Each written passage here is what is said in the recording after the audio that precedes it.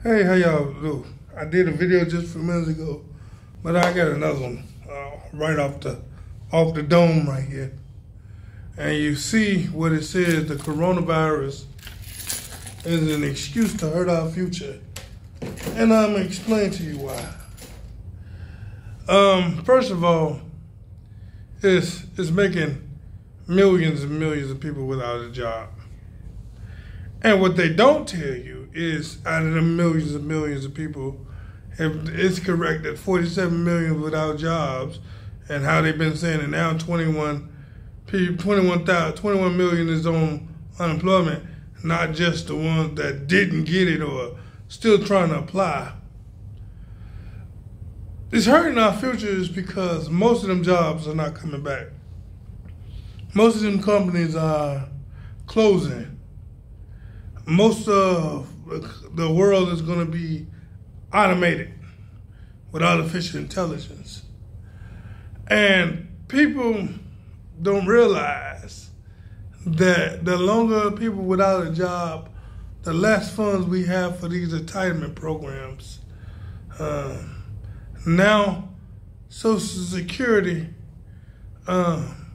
is set to run out in totality in 2037, which is about 17 years.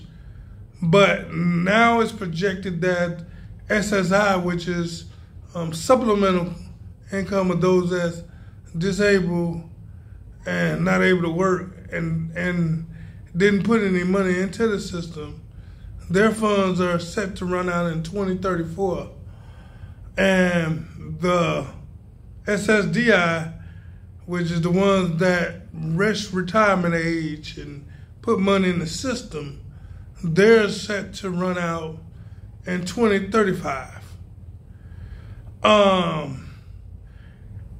And if that's not alarming to the older generation, maybe those that's 50 or younger, even those that's in the 60s, because you're not guaranteed to die in 15 years.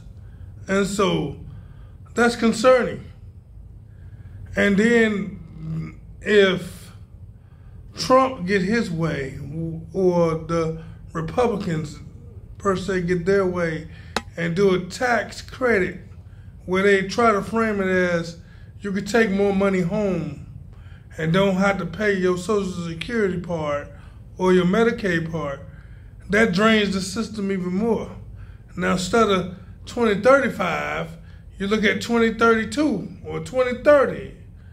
And so the coronavirus, the longer we in this pandemic and the longer we make these deficits, they're getting cut into from other places. And I think it's all intentional. I ain't gonna say I think it's intentional. I know it's intentional, because they had to have a reason to get 30 million people out of jobs anyway. They was stating that 3 to 4 years ago, that automation and artificial intelligence is going to take 30 million people jobs anyway. And I was wondering, well, how is this going to do that? How are people going to feel about that? But if they can cause a virus, whoever caused it, I don't know if the Chinese, American, whoever caused it on purpose, then the virus is doing is due diligence. It's causing fear. It's causing people to be social distance, not engage with one another. It's causing these companies that used to rely on commercial buildings to hire thousands and thousands of people to reassess, do they need a commercial building? Because if I can do all this remotely, why do I have to pay employees to be in the office? Why do I need so many people? Why do I need... See, it's not just the people that was in the office that hurts. It's the people that worked in the building, the elevator man, or the park attendant, or the security guard, or the maintenance man, or the cleaning crew. All of them people loses their job if these companies say that they're not going to open these facilities anymore. we always talking about the kids learning and the children's and the kids' safety in school, and that's correct, and the teacher safety. But then you forget about the other people, that the thousands of people that works in these schools that's not teachers, the substitute teachers, the janitors, the nurses, the lunchroom lady, the security guard. These people can't work remotely, and so the virus is hurting more than just the immediate time. It's hurting the future. It's doing exactly what they expected it to do. And I always wonder, the most powerful, the smartest country in the world can't even get it under control when China and India and all these other countries that got way more people than we have it under control. It's like the purpose of this virus is to bring down the United States economy, to make the debt so high that we can't pay it. Because, see, mind you, somebody has to pay this debt. We enjoy these stimulus checks, and I did too, but if it's mortgaging your future or your certainty of your future, is it worth it? It's $1,200 worth you not having a job and them to start UBI, which is Universal Basic Income. And see, I want y'all to realize, look up Universal Basic Income. Look it up. I want you all to really think about it before you denounce what I'm saying. Look up Universal Basic Income, which is UBI, and see that they've been testing this for 2 years now. And you know they don't test things. Nobody gives you $1,000 a month with no strings attached for nothing. They test that system because they knew that they would have to implement it.